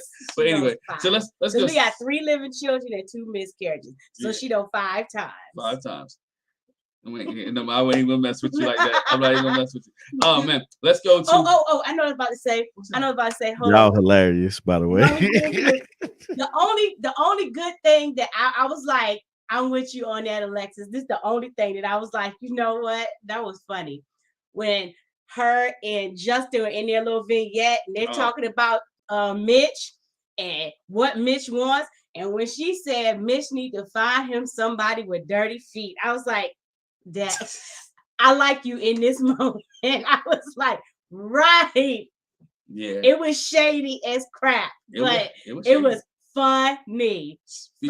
Speaking of that, Mitch and Krysten, Talisa, your thoughts on Mitch, Krysten, and that whole situation about her not. Yeah, I want you to go first. Because we ain't heard from Artika. Artika. Come on, Artika. Let's talk to Artika and Quad. I'm gonna take this off. I was supposed to run away before y'all saw me. Like I literally had that plan. I was like, I'm gonna just come down here for a second, say my hellos, and I'm gonna run back off. While Mitch's approach is not one that I would necessarily want to deal with, I can deal with the fact that he's straightforward.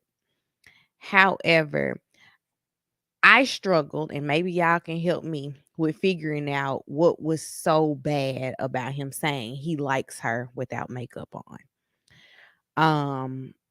I can't figure that out. Like, as a person who very seldom wears makeup, literally, and what I said in my review was every time we have to go somewhere, I have to buy new makeup because mine is expired. I have to throw it away because I don't wear makeup very often.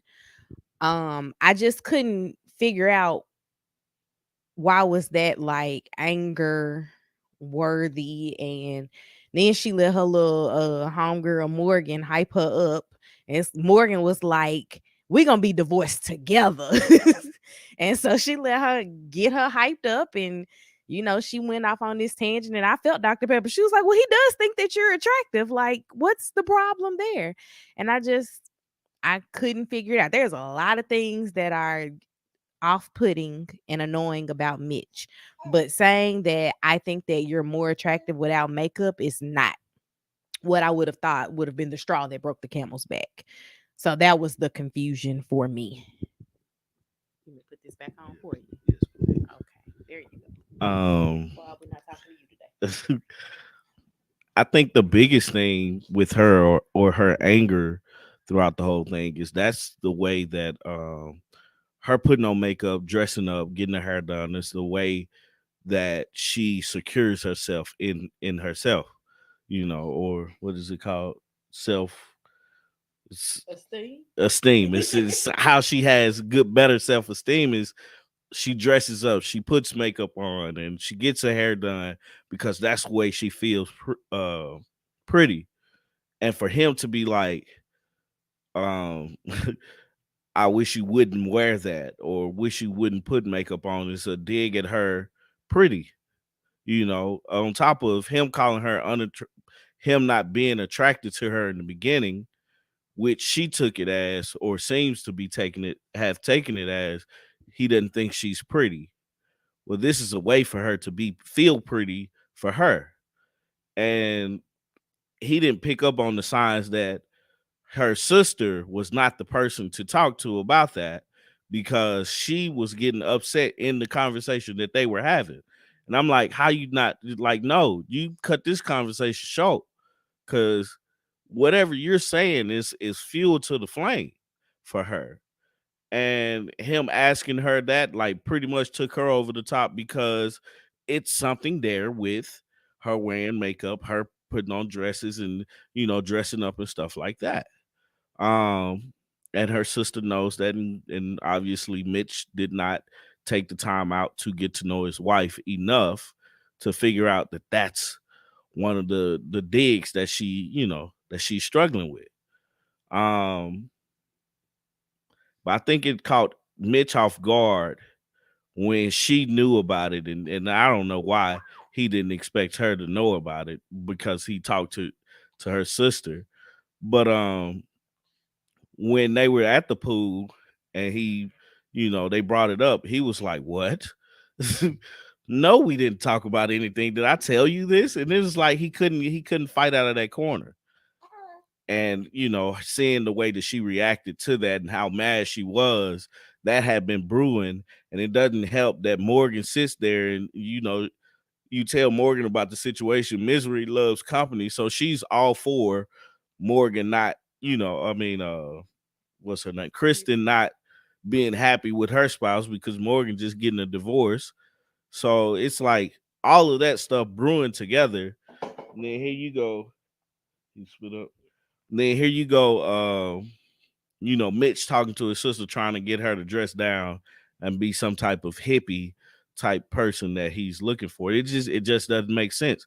Like, for me, when I saw it, I was like, what's up with the makeup? I don't care if you have makeup, get your hair done, and don't get your hair done.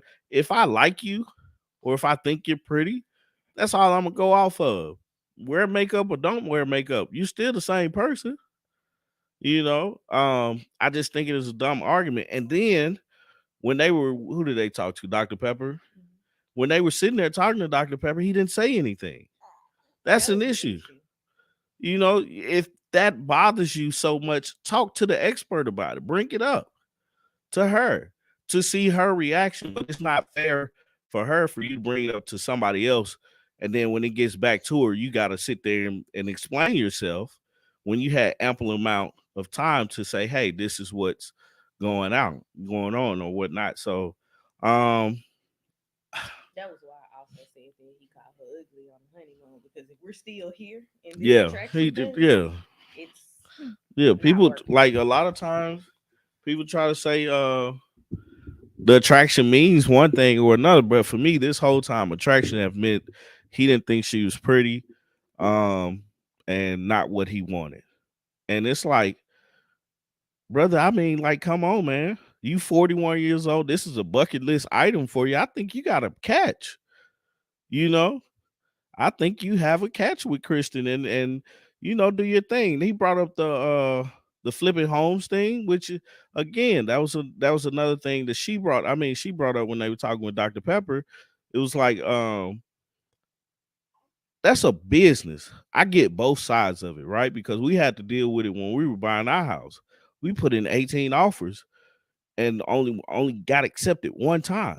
We were getting beat out by cash investors. So it's like, I get his side of it, but I also get her side of it. That's one way to promote generational wealth, to like honestly get yourself out of a hole. If you have real estate, you can flip properties and stuff like that. You're dealing with a different type of business model. You know what I'm saying? So it's just a lot of things that he complains about and don't support her in, and he's wanting her to be a specific type of way and not accepting her for the way that she wants to be, and that's never gonna work out. And then when Dr. Pepper came in, and she had a point with Dr. Pepper too, asking him, do you feel like she's attractive, and something he said, and he kind of like hesitated one time and was like, yeah. Then she was like, I don't want to be second fiddle or something, she said to him. But it's like, you can see that there's a divide there between him and her, and she just snapped. She was like, I'm done. Okay, well, cool. You're done. You're done with what though? So I don't know. I don't see them going too much further. I don't know, man. I just them two there, man. Mitch did. I think Mitch should have said what he needed to say with Dr. Pepper and left it there. Have a different conversation with her sister and try to enjoy his 2 weeks. I told you at the beginning, Mitch was gonna Mitch this thing up, and he's Mitching it up real bad right now. Okay. So here's my take. I agree with you wholeheartedly, Artika and Tommy. I'm sure I'm gonna agree with you too, Jackie and Glenn.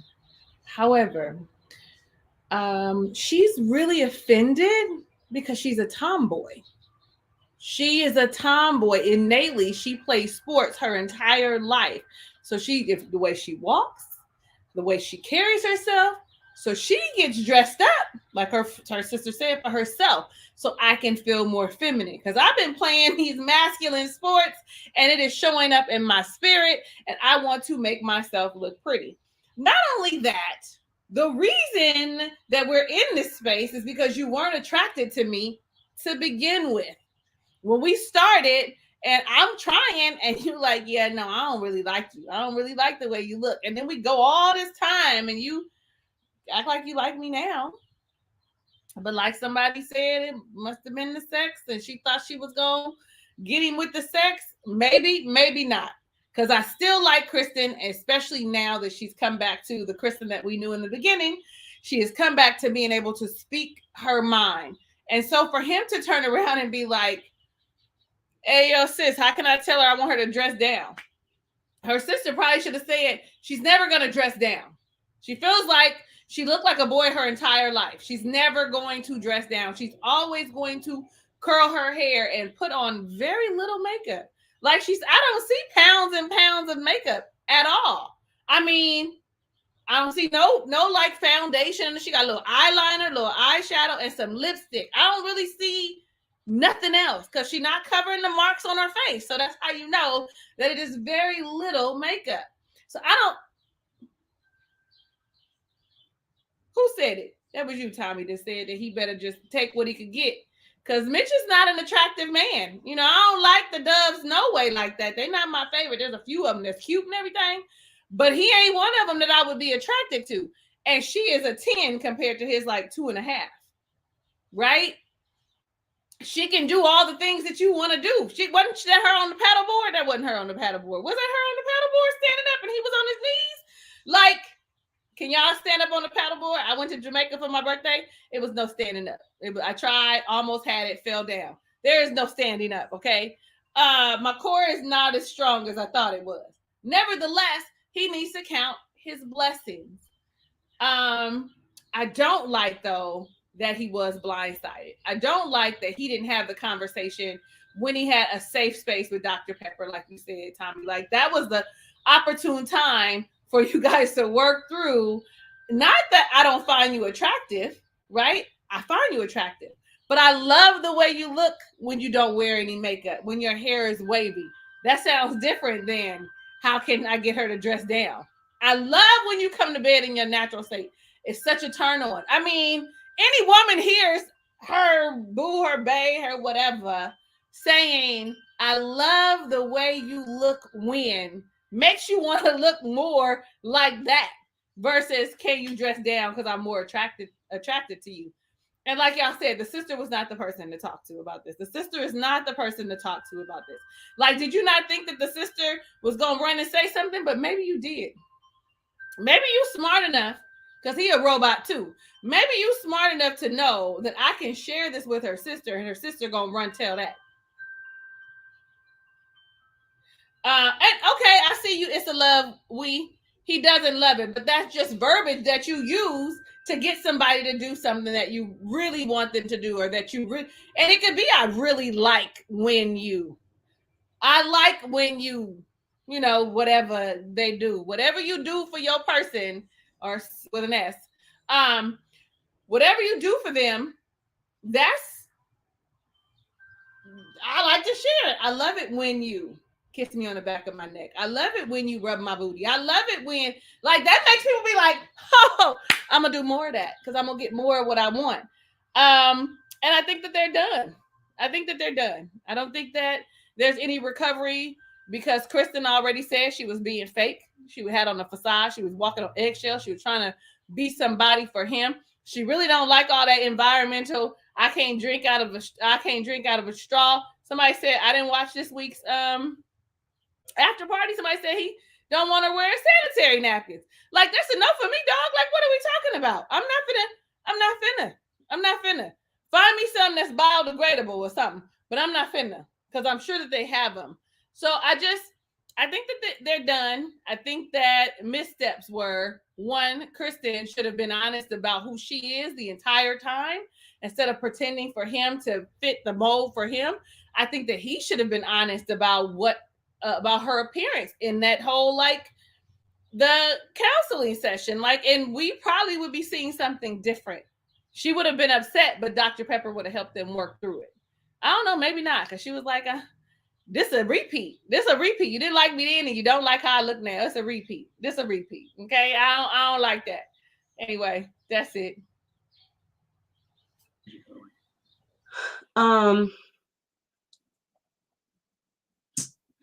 I'll start with first. I've been saying this too. Mitch is not no prize. The nerve of you to be picky. You ought to be glad she likes you. You ought to be glad. And it would be a compliment. Like, when my husband says to me, you look so pretty without makeup. I like the way you look without makeup, but I like you with makeup too. But you don't have to. Like, I think you're pretty the way you are. I think you're beautiful the way you are. You know, that'd be like, I'm like, and I pretty much do like Krysten. Like, you made the point. She don't even wear that much makeup. She, like, you know, she has a very light beat, very light. And so don't say, how can I convince, you know, talk to her about wearing less makeup and then her hair, wear her hair in her more natural state. Now, sir, leave that lady. You what? She don't want her hair like that. She don't want her hair like that. And I don't even think that has to do so much with trying to be made up. We just don't like our hair certain ways. I would rather it be straight than wavy. You're not gonna change my mind. I've had my hair all this time. You're not gonna do that. Stupid of you to think that you could talk to her sister about her and it wouldn't get back. Dummy. You big dummy. Yeah. You big dummy. Like, really? Yeah. And then the conversation, like I said before, Alexis was messy. She shouldn't have brought it up. Too many people was involved in that conversation.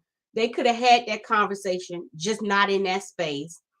And I loved it when she was like, you know what, Dr. Pepper, I'm not going to settle for somebody halfway liking me. I'm not going to do it. I want to be with somebody that's excited to be with me. And I think she did think if I whip it on them just right, we ain't going to have this issue no more. That's like Krysten Page. I thought if I had sex with her, she'd be more attractive in the morning, and she wasn't. Krysten, it didn't work. But I'm glad she stood up in that moment, was like, nope, I'm done. I'm done changing myself for him. I'm done putting up with the shenanigans. I'm done with y'all letting him off the hook.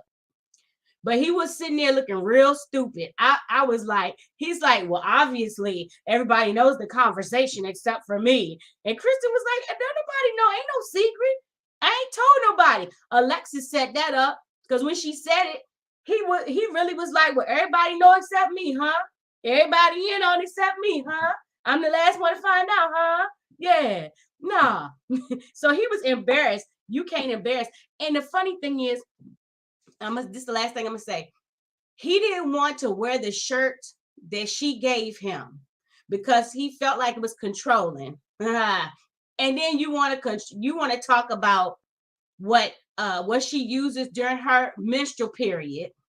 You want to talk about her wearing less makeup and changing her hair. Well, that's funny. You don't want to wear the gift I gave you. I wasn't even trying to force it on you. But you want to force I had to get the stainless steel shot glasses. You want me to use a reusable cup for my iced lattes. You want me to do everything. What the freak are you doing for me, sir? They're doomed. Yeah, I agree with you. I mean, I think Mitch has to learn. One thing I think when I came into marriage, I'm not gonna tell you where to put makeup on. I'm not gonna tell you how to do your hair. You was doing your hair before you met me. You was wearing makeup before you met me. I'm just gonna trust that you know what you're doing. He just told me don't come home bald. I only have one request. Don't come home bald. We both can't have bald heads, right? That's all. That was my only request. Like, we both can't have bald heads. We both can't have tight fades with lineups. That's all, right?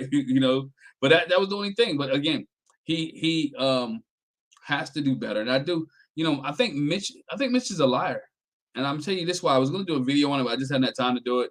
But how do you get excited when the mom walked down the aisle who's all made up and then getting mad because the daughter is wearing too much makeup? So somewhere it doesn't correlate or doesn't click.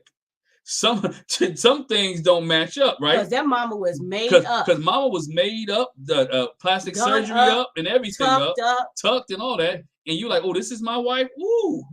Right? But now the daughter comes and you like, oh, I'm not really attracted. There's a problem. He was not attracted to her from the beginning. And so he doesn't like her from the beginning. And again, I think agree with everybody in the chat. She tried to whip it on him. And I'm like, okay, good. Well, you may fall in with sex. But again, she's been changing things and this and didn't work. And this was the last straw. The last straw meaning that she was tired of conforming and he is not changing. Tired of making him try to change and there's nothing that takes place. So again, Mitch here is one of those things where Mitch has to, if you want to work this thing out, ask for forgiveness. Should have went with an expert like Tommy said. But I think it's too far gone. I really do think it's too far gone. I think she's checked out. I think everyone's down in her ear. She saw how easy it is for Morgan to check out. You check out, girl? You going? All right, good. You know what I'm saying? So she's like, you know what? I'm gonna do the same thing too. I don't think her and Mitch recovered from this. I really don't. I think a decision day that he'll say no, she'll say no. He might say yes. So then again, he might get the whiff of it because seem like they've both been talking about decision day anyway. Everybody's been talking about decision day. And that at the end of the day, they all gonna be like, man, he can go his separate way and find a hippie. I'm sure he can find somebody, some hippie on that one of the beaches in San Diego, driving one of them 1975 Volkswagen vans. You know what I'm saying? I'm sure there's a lot down there with surfboards on top. And he can be able to find one of those. And so at the end of the day, he go check that out. But Krysten, I think she's done. And it's totally it's okay. It's okay. And Mitch hasn't realized that he can't make women conform to the way his thinking is. And that's his biggest problem. He's trying to make her change, but he's not willing to change in the relationship or grow together and change. And her problem is that she did everything that he asked her to do. And that was a problem because she wanted to be married so bad. There's sometimes in marriage you're like, no, I'm not doing that. It's okay to say no in marriage. It's okay to say, you know what? This is who I am. This is what I am. We can grow together. But there's some things that as a woman that I need to do. There's some things as a man that I need to do. And this may not be a conversation that me and you may need to have. Because him going and telling her that her menstrual cycle, she may need to use cups and all this other stuff, bro, you out of line. Yeah, he out of line. That is totally out of line, right? Dog, she'd have had this way before you. All right. And she's been doing this way before you. If she want to use sanitary napkins, let her use what she want to use, put it in the trash can and roll out. You know, that's one of the things I think it's too much. I think, was he blindsided? Yes. Should that conversation have happened there? No. It should have been in the privacy of their own home, but she felt empowered. She felt like she had some support. She felt like she had backing. And so what she did was she moved on. I'm happy for her that she was able to stand up. But at the same time, though, some conversations you need in the privacy of your own home. I'm done. I'm done. Because this is just one of those things where you like, you know what? You know somebody else sparked a flame to this argument, and they sat back and watched this bad boy burn. Didn't she though? Because this conversation would have been different in their homes. If they were just them two by themselves, this conversation would have been different. The experts wouldn't have got involved. Everybody else wouldn't have had to share their opinion and none of that. It would have just been Krysten and Mitch working this thing out. Maybe brought the sister in, whatever case may be. But hey, it's Mitch's world, and I guess everybody lives in it. And he wants to save the earth, one makeup packet or one makeup palette at a time. Man, I gotta excuse myself, y'all. Closing thoughts. What are you guys' closing thoughts on this episode of Married at First Sight before we get up out of here? I think the only thing I wanted to say, because I forgot about the period thing, was that ain't none of a man's business. The only thing I'm concerned about when it comes to periods and my wife is, are you still bleeding, and is it heavy? Those are the two things I'm concerned about. You know, anything else, I don't care how she can't take care of it, how she, you know, but it's not my place. You know, I don't feel like that's my place to have an opinion about it, regardless of if I'm like Save the Earth or what they say, call them Captain Planet or whatnot. Like, that's her business. She knows how to handle it. It's her body, you know. Right. You take care of that part. You know what I'm saying? If you need me to go get something, I'll go get it. No issues. Just tell me what you need. But I'm not gonna make a suggestion to you.